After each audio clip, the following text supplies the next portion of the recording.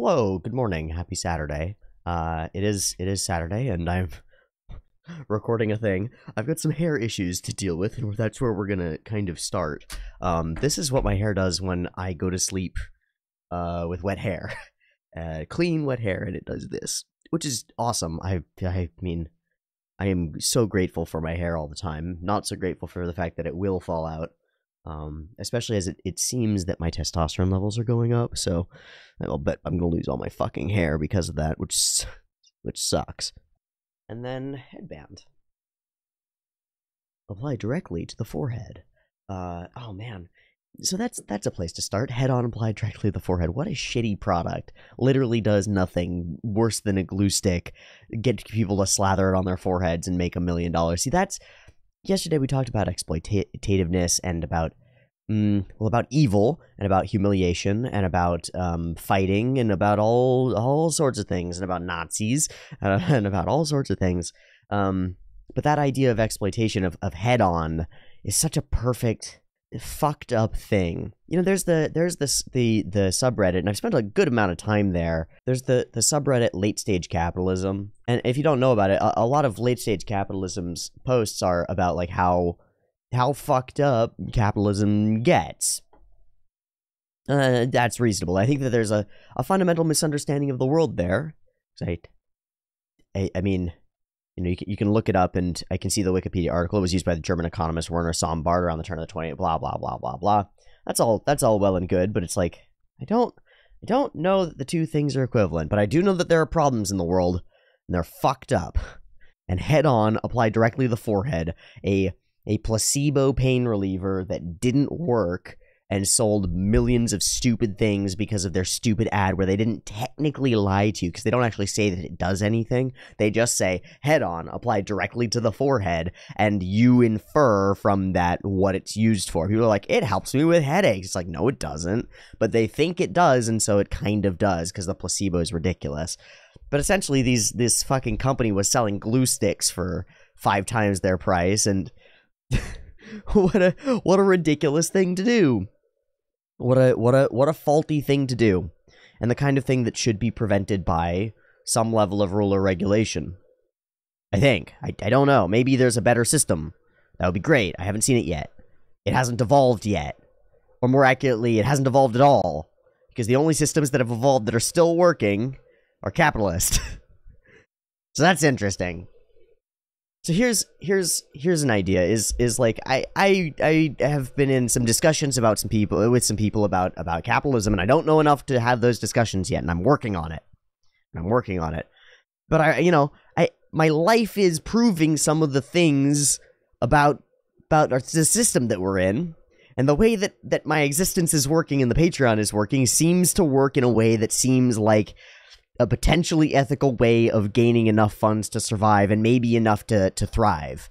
It seems like something like that, and I don't think it's universalizable, but it is kind of working. And at fundament, it is that I produce value and people give me value based on a kind of a negotiated market of what they think the value is worth, and weird, it kind of works. So I'm just going to try to continue giving away value. I was actually thinking about it, and the hair thing is a little bit of a farce, although that was exactly what my hair looked like when I sat down here. I hadn't combed through it yet. But I wanted to talk about this. I wanted to talk about this thing that I wear in the majority of my videos whenever I have long hair. I have one of these. I made this. I made this years ago, obviously, because it's been in my videos for years, and it's the best thing that I've ever found for the purpose. I've purchased other hairbands. I've tried to use hair ties. I've tried to use hair, like, clippy things. I've used girls' stuff. I've used guys' stuff, and none of it fucking works properly. All the hairbands that I find have the little comb things that dig into your hair and pull it back, and I don't like those. They're not right. But years ago, I made this, and it cost like 15 cents.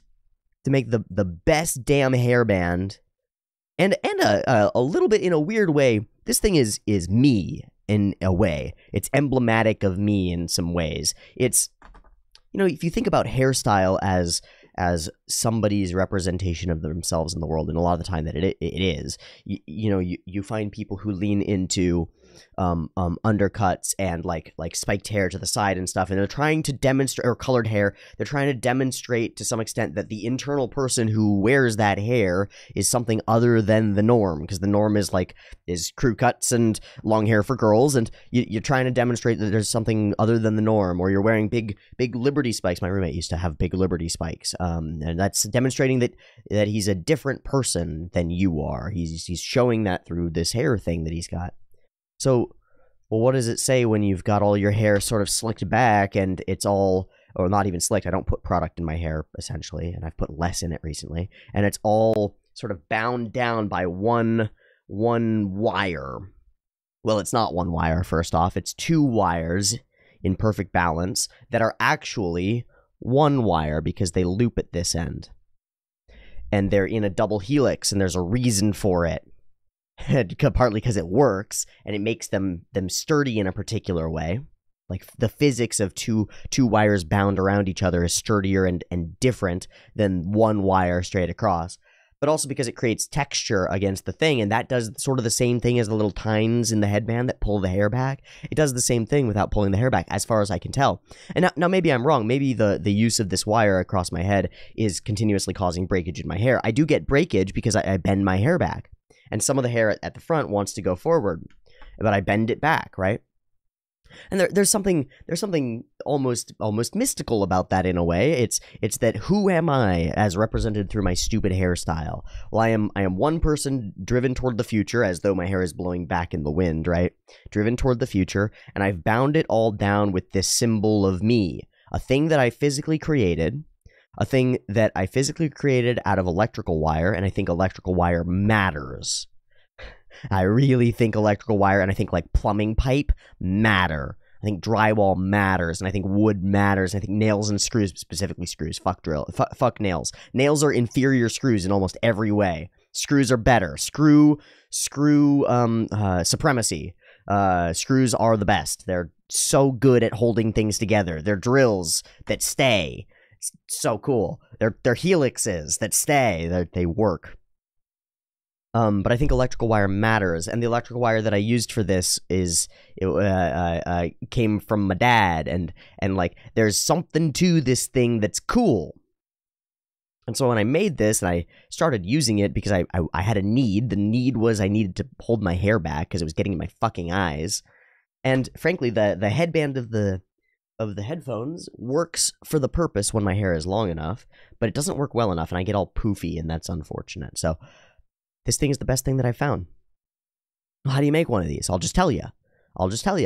You get a length of wire that's solidly a bit more than twice the length that you're going for, like 3 to 4 times the length that you're going for. Fold it in half. Take the looped half. Well, take the 2 pins and put them in the center of a vice grip, or under a weight, or under a table leg, or something that will hold them together, okay? And just hold them flat. And then take the folded end, that's the little loop, put a screwdriver in it, like this, okay? Or like this, and then just pull it tight and twist the screwdriver. And keep twisting the screwdriver. It's going to take a long time. You can do it with a drill, too. You can attach it to a drill bit and just go and just do this instantly, and that'll be fine. I'd actually recommend taking the effort to twist the metal yourself into a formation that works. So here's what you got to do. I took these from Romex cable, so which is a Southwire brand.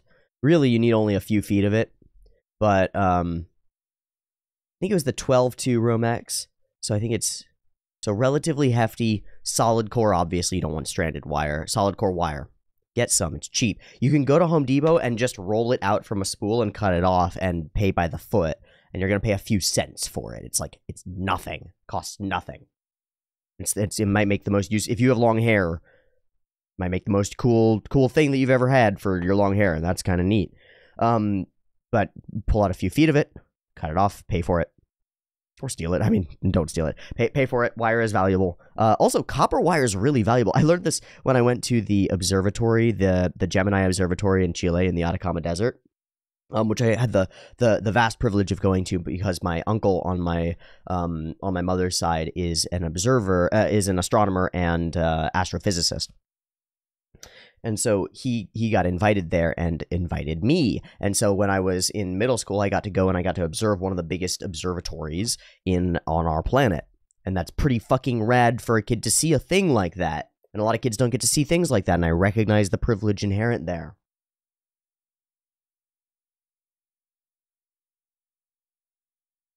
But the reason that I bring it up is because about 2 years before we got there, maybe a little less, some thieves had gone when the observatory was not well, it was maybe in progress of being produced, or they were taking a break or something. But some thieves went and they ripped all of the copper cabling out of the entire observatory. They ripped it all out and stole it so that they could sell it by weight for copper. They took a telescope, our eyes, our ability to see the universe and expand our knowledge. Some people were so greedy and desperate for money that they ripped the eyes out of themselves, out of their own world, in order to maybe feed their families, but probably it was more like a large-scale criminal operation to go and fuck this, because it was thousands of feet of electrical cable, and some crazy cable too, because you think about our optic nerve, and that's on a very small scale, and we're not capable of doing information transfer as delicately as that. And so our optic nerve cables are like this big to get that level of information transfer. And so they stole some wire. They stole some stuff. Copper's valuable. It's interesting. It has conductivity, and it's of value. But anyway, take it. Do either the screwdriver method or the drill method. Spin it. Take it, bend it over your head. Don't cut off the looped end. Use that as one end. Find where about above your ears you are. You want it to go past your ears, okay? You don't want it to get caught on your ears, just like a headband, okay? Find where that is. Figure out how long you want it. Once it's bent over your head, take it off and snip off the other end with a pair of wire snips, and then use some sandpaper to sand those snipped ends down, because they'll catch your hair otherwise, or they'll catch your skin because they'll be sharp. Okay, so just cut them off and be safe. Sand them down. And then once you've got the thing shaped out, take a hammer and go onto a concrete or stone or a steel surface or an anvil. You probably don't have an anvil, but concrete or stone or whatever, and just hammer across the thing. Ding, ding, ding, ding, ding, ding, ding, ding, ding, ding, ding, to flatten it slightly. You can actually see, if I get this close, you can't see. You can actually see that it's flattened out slightly all over, and especially on the insides of the edges. It's because I went and I hammered every bit of it. I hammered it all down and made it just slightly flat. And that's it. That's it. Might take you 20 minutes, probably way less. I was thinking, because the first thought. And so this is part of the corrupting force of capitalism. The first thought was, this thing's cool. I was thinking about this yesterday. The first thought was, this thing's cool. Could I sell these? Well, because immediately it's like, your eyes light up. You're like, wow, a cheap thing that's like 15 cents to manufacture and takes less than half an hour of your time to manufacture. Probably less if you get a system going. You've got a drill and you're bend it, hammer, bend it, hammer. I could make a couple dozen of these in a day and then sell them for like $5, and you're turning 15 cents into $5, and that's not nothing. That's like, wow, profit. Oh, profit. Wait a second though. This thing is easy enough to do and maybe useful enough that maybe instead of selling it, I'll just give away the idea of it. And there it is. So there's me giving away the idea of a thing, which is a tool that I made. And as far as I can tell, I didn't invent headbands, but I invented this one. And I thought about its design for a while, and I tried a couple times, and I failed a couple times, and what I came to, I haven't had to change for like 4 years. I haven't had to make a new one for like 4 years, because it's good, because it works. It gets a little bit of the patented green copper corrosion, but very little, and if I wanted to, I could go and I could scrub that off, or use a copper cleaner. But I don't, because I actually think it's beautiful. I actually really like the way that things patina. This piece of wire has been wrapped around my head for a couple of years, and it's been wrapped around my head while I've changed. Because I've changed in the couple of these years. I've changed a lot. And also, not at all, because I'm still still me, still the same person with a lot of the same ideas. You can go back to my early videos, and you'll discover quite quickly that a lot of the ideas that I'm expounding are not new. Almost no idea is new, but they are repeated. I found that really funny because I had somebody in my Discord criticize me for repeating points in videos today, and for a bunch of other things. It was criticized pretty heavily for repeating things, and for some other stuff. And yeah, I'm gonna repeat things. If I find the truth, and the truth is something like, there's truth in anime, well, I'm gonna say that over and over, because people never get it. And some of them, once in a while, they get it, and I get a comment where somebody's like, oh my god, it clicked for me. You changed the way that I see everything. And that's what we're going for, bud. That's what we're going for. And sometimes you have to say the same thing in different ways, in like 20 different ways before it can click for somebody. Because people are different, they interpret things differently. Because I'm different, I'm constantly changing. And so my opinion on the idea that I have is changing slightly continuously. And all of my ideas are held loosely. I believe in them strongly, but I hold them loosely, and I'm willing to be questioned on them if the questioning takes a format that's of any sort of validity and interest and has any sort of evidence behind it or any sort of even logic behind it. Because most of the questioning that I get doesn't. It just doesn't. Most people aren't actively and formally trained to dissect ideas. That's a problem, and we need to fix it. I don't think people have an idea or a concept of what good faith is in terms of conversation or debate. Because I think it's evaporated. I think good faith dialogue and discussion doesn't exist. You know, in our presidential debates in the United States, those are supposed to be the biggest, best, most interesting debates in the world about things that matter. And they're farces. They're snarky, sarcastic, idiotic, child fucking playground farces. It's like watching first-year debaters snark at each other. It's ridiculous. The degree of celebrated idiocy in our nation is ridiculous. And so part of the criticism that I received today is quite legitimate, and it's that, hey, you're acting really arrogant. You're talking a lot about yourself and how good you are. It's like, yeah, I am. Yes, absolutely.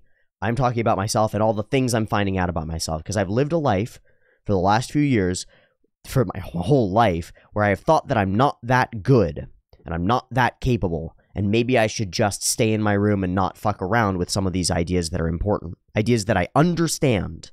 And I understand that I understand. And I understand well enough to know that I don't understand them completely.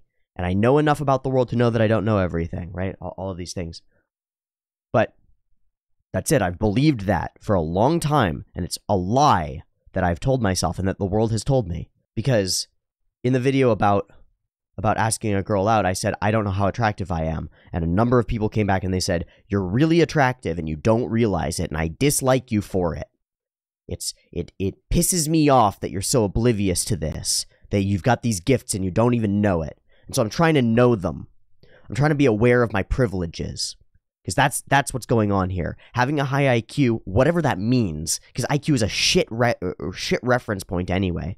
Whatever that means, having a high IQ is privilege, and I want to understand it, and then I want to wield it the best way that I can to create the best change that I can in the best direction that I can fathom. I want to wield it. And if I don't recognize where I'm strong and where I'm weak, I'm not going to be able to wield it. And the person who wrote that criticism seems to have missed all of the parts of that discussion where I talk about all the things that I'm not good at. And my failures and my flaws. Seem to miss that part. It's one side and then the other side. Because you're like this too. You're not just failure and you're not just success. Let's assume that I'm right about my general intelligence. It's an assumption. I could be wrong. I could be way dumber than I think I am. That's the Dunning-Kruger effect. It's that you think you're way more competent than you are because you're actually so incompetent that you don't even know what competence means. It's the kid who goes, I could fight that guy, and has no idea how a fight works. Or the guy in Smash who's like, I could totally take down West Balls, and then gets crushed because he has no idea. They're so incompetent that they don't even know they wouldn't recognize competence if it hit them in the face. Well, if I were there, if I were so incompetent that and so stupid that I wasn't even aware of how stupid I am, then why I have been welcomed into some of the top class institutions and programs in this country with open arms? And if I'm lying about this ability of mine to spin off essays, then why is it that I've never gotten less than an A on an essay in highly competitive university programs? Highly competitive academic university programs. Why is that? I don't have an explanation for it other than maybe the supposition that I'm not that smart is incorrect. So maybe I should think about myself as, well, maybe I'm capable of processing information rather rapidly, and maybe I could use that to improve the world. Wouldn't that be good? I don't know. It just kind of pisses me off. And it should. I am defensive about it. Everybody gets defensive if you tell them that they're not that smart. Or if they seem like they're acting arrogant. It's like, yeah, of course I'm acting arrogant. I'm trying to figure out the balance point to my self-hatred. And I'm going to be wrong in both directions, but some of it is deserved confidence. And some of it's arrogance. And I have to separate the wheat from the chaff. I have to separate the one from the other, and that's true. But it ain't all arrogance, man. There's a reason people are watching. And I'm trying to find what that reason really is and get as much of that in here as possible. And there's a balance, you know. People are commenting on the Daily Brews, and there's a mix. There are people who are pissed that the other shows aren't getting the time that they deserve, and fair enough. And there are people who find the Daily Brews too rambly, and they're too long form, and they're not concise enough. And there are people who say, this is exactly what I needed. And yeah, you just broke me a little bit with what you just said, and I don't know how you did that, but it's that had an effect on me. And it's like, okay, so somewhere in here is where it is. It's somewhere a little bit more concise, and we'll edge toward that a little bit as much as I can, because I'm scattered and I'm not very organized. You know, like the thing that I said is my fundamental flaw. My fundamental flaws are arrogance and disorganization. And it's like the people who are criticizing this, the person who's criticizing this missed it. Just missed the point completely. Like, yeah, my thoughts end up scattered. That's why I have to do one pass of editing before I hand them into an academic professor. I get it. My thoughts are scattered because I'm a scattered person. I'm not very conscientious, and I'm too open. I'm overly disorganized and overly able to grapple with new things, and overly interested in the chaos of the world. And it scares people sometimes. It scares people, and sometimes reasonably. I got a message this morning that was like, hey man, I just want to let you know, the title that you chose for your last Daily Brew is some Nazi shit. That's some bad shit. And I was like, I know it. My family has taught me that because they ran from it, and I understand it. And this person went, well, I'm German, and so that made my senses tingle a little bit. And I thought, wow, what an interesting thing. Because when you say work will set you free to an American, they go, yeah, man, that's the American way. They don't fucking know. We're not educated well enough on the horrors of our history. And maybe if we were, we wouldn't be so seemingly interested in repeating them. It seems like we're interested in repeating them. It seems like the conservative right is interested in repeating some elements of Nazism. And it seems like the liberal left is interested in repeating some elements of communist revolt. And both of those things have led to bad things. And maybe we shouldn't repeat them. And maybe if we knew about them a little bit more, we wouldn't repeat them. So I've got a copy of the Gulag Archipelago coming from Solzhenitsyn. You know, the Nobel Prize winner who experienced the concentration camps in Russia during the revolution and after the revolution and during communist Russia, during the takeover. And he wrote about it, and he wrote about what people do in those places. And he won the Nobel Prize for it because he elucidated something fundamental about human nature. You know, back when the Nobel Prize meant more than it does now. It doesn't seem to mean that much now. But Solzhenitsyn's prize, I think, means something. And so I'm going to educate myself, and then I'm going to educate the world as much as I can. Because I don't think people understand. You know, people like to look at the Nazis and go, well, they were just simple and evil, and it was just the Hitler doing the evil thing. It's like, that's not what it was. That was a scary thing that happened, and you need to understand it. And nobody wants to, because it's really hard to look at. It's so hard to look at the true horrors that you can do. And we call it gazing into the abyss, man. It's gazing into the abyss. And will the devil take over you, or can you remain man? Like, whoa, I don't know. I don't know. This is a separate thing. I made this out of wire a little while ago. I realized, I don't know, but it's something that I've been working on, and it seems to be true with a lot of my friends, is that they've got this passion, this thing that compels them, that they're actually really interested in, and they've sublimated it or put it aside in order to survive. And it's like, when I talk to them about it and I ask them what the thing really is, and we get down to it and they get me an answer, their eyes kind of open up, and it's like, oh wow, I should be pursuing that. It's like immediately they resonate with it. I've got a friend who wanted for his whole life to be an actor, and he hasn't done any acting or any acting classes or anything like it for a long time. And it's part of the reason he's obsessed with Dungeons and Dragons, because it gives him a chance to act like somebody else a little bit. But he's working, not acting.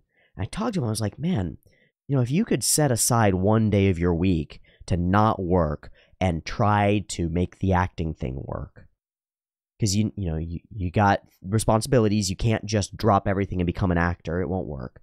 But if you could just go and get some bit parts in some shitty TV shows, that might fulfill you. And his eyes lit up. He was like, whoa. Almost like just pursuing that in one part of his time would make all the work at the place that he doesn't like working worthwhile. That seems true. And the reason I bring it up is because I remembered something, which is that when I was young, I mean quite young, 8 probably, my parents got me into sculpture. They bought me quite a bit of polymer clay, Fimo, quite a bit of polymer clay, and I became absolutely obsessed with sculpture. I made dozens of little animals, little lions and tigers and dogs and cats and scorpions and snakes and all sorts of things, and figuring out how to coil things and make them and make these elements and put them together and build things and structure things and work spatially and carve things out of nothing and sculpt and shape the world with my hands. I don't know why. Maybe I've been trying to ask my subconscious things like this. It's like, why do I do that? Or why don't I do that? And I've asked my subconscious, why don't I? What stopped me from clay? And part of this comes from the book, The Whole Brain Child, that I read about psychological development, is that often children will have a trauma associated with a thing, and then for reasons that they don't understand, they'll avoid the thing. And the example that's given is a kid who is really into swimming and swimming with his friend and stuff. He just goes, I think I don't want to go swimming. I want to go, I'm too busy. I've got too much stuff to do. I'm not going to go swimming with Jimmy. And the parents go, what the fuck is that? The kid is doing great. And so the parents think it through, and they realize that maybe a year ago they sent their kid to a swim camp or a training camp, and the counselors at the camp were not very nice, and they had the kids hold their heads underwater for too long. And that caused an unfun experience related to swimming. And now, as the future moves on, the child unconsciously, without being able to put their finger on what that was, is like, no, I don't want swimming. And the answer, as we might expect from psychotherapy, is to figure out where that event was and talk it through and separate and re-establish the event memory, so that it's not just an emotional memory, but a logical one as well. And you know that the thing happened and that it's affecting you and preventing you from swimming, so that you can sort of make some conscious choices and use your logical side of the brain to grapple with it. Because that's otherwise what happens is you only grapple with it on an emotional side. You go, well, I hate swimming, and your brain is way stronger at that emotional response, and you'll come up with justifications for hating swimming, even though you love swimming. So I think there must have been something with the clay that snapped me out of it, because I was doing it and then I wasn't, and I don't know the difference. I don't know why. I think it's so vague in my memory, because this was a long time ago. It's so vague in my memory. I think my father was mad at me for spending so much time shaping clay and doing clay stuff, that he felt like I wasn't doing the things that I was supposed to do. Like maybe I skimped on my chores, or maybe I wasn't focusing on my homework, and reasonable. But I think he approached that in a way that forbade the clay, maybe, or called the clay wrong or something. And I think I internalized that. And so I took some of my vape wire, because I had it just sitting there, and I've been finding and getting rid of some of the more the little bits of this vape existence that have wormed their way parasitically into my existence, right? Because nicotine wants to stay in your vicinity. It's got a mind of its own, and it wants your time and your energy and your addiction.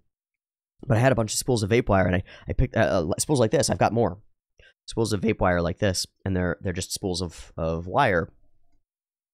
And I picked them up, and a couple of them like fell apart, and they just went and swing, because wire is springy.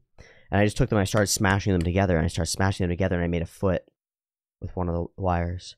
And I wrapped it around with another wire, and I molded it into something else. And I tried to get this to the point where it would where it would stand on its own, and it just sort of stands on its own. It's barely, but this leg of wire sort of stands on its own. I was like, wow, that's cool.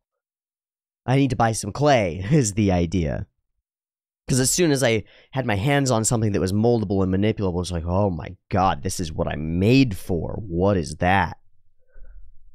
That's cool. That's a cool thing to realize. And we discover the things in childhood that we were missing, or something like that, or the things that we've given up. The things that we've sacrificed in order to survive are the things that we need to go back to in order to survive. So I want to posit this question to you as the end of this very short morning brew. Is there something that you used to do that you enjoyed that you're not doing, and you're not sure why you're not doing it? And I lean toward the artistic pursuits, but it's not always that. I've got a friend for whom it was to some extent math, actually.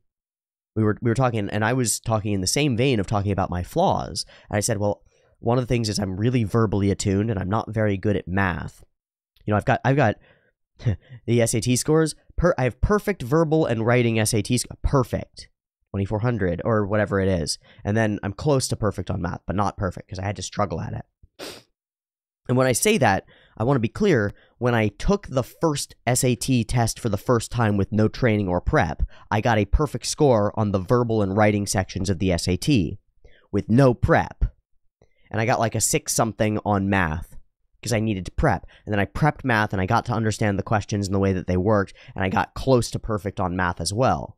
And that SAT score is a large reason for why I was invited with open arms into one of the more prestigious institutions in our nation, and was able to work there effectively and succeed there, and to stand out there as exceptional within a lot of my classes, specifically the film classes and the literature classes and the philosophy and psychology and evaluative history classes and things like that. I stood out, unlike some other people. Stood out in a bad way in the math classes. And of course, I am a fool, so I pursued a mathematical career. Idiot. So, you know, things to criticize for certain. But I mentioned this to him. I'm not very good at math. And he went, wow, I am really good at math. And he went, wow, I really used to like math. Wow, why don't I like math anymore? And I turned to him, I was like, hey man, please buy a book on quantum physics, because the two of us are moving in that direction in terms of our ideation about fundamental natures of reality, and like what's going on and how can we manipulate it and how can we use it to create a better future for everybody.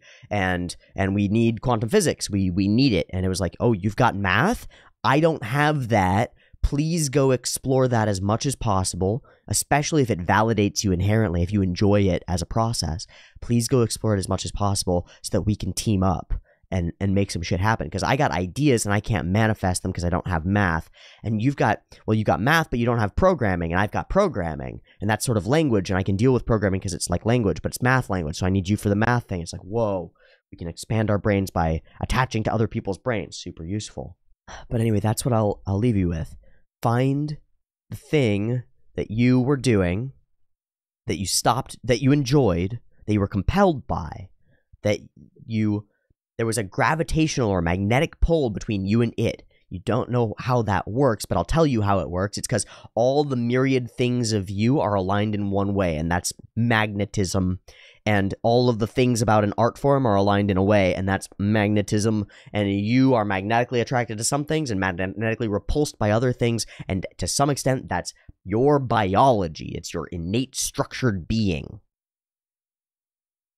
Some little girls like this kind of little toy, and some little girls like this kind of little toy, and you can't explain it via socialization. You can't explain it completely. We're different. We like different things, and we're attuned to different things, and we pursue different things, and we're compelled by different things, and that's good, because if we weren't, we'd all be the fucking same, and it would be lame as hell. This world would suck. But some people are drawn to dance, and some people are drawn to visual art, and some people are drawn to literature, and other people are drawn to manual labor, like literally lifting things. Some people get their whole fulfillment around that, or are drawn to sports. You know, how many... Geez, this is a question for you. How many young people, I'm thinking men, but I think women too, spend their whole lives, their whole adolescence as hardcore athletes, and then they're just not good enough to pursue it as a career, and then they stop doing athletics entirely for the rest of their lives, and then they wonder why they're miserable for their whole lives? I think too many.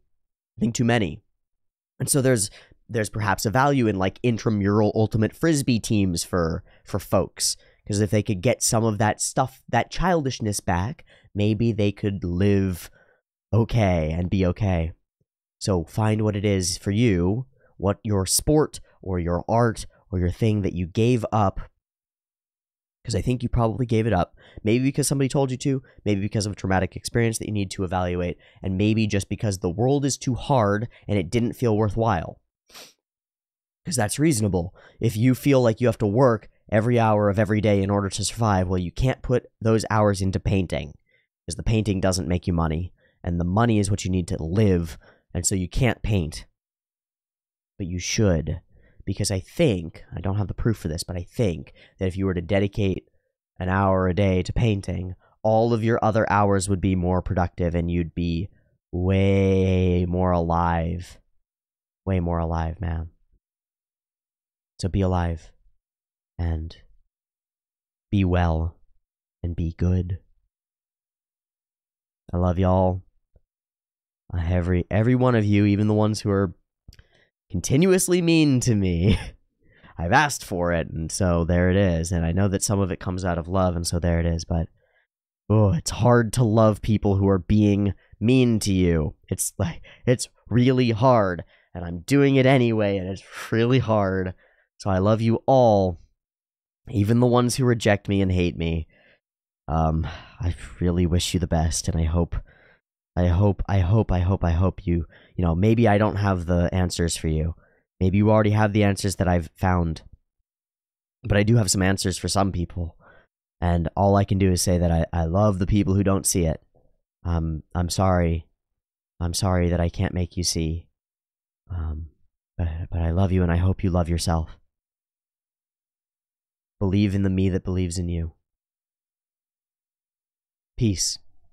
And I mean it.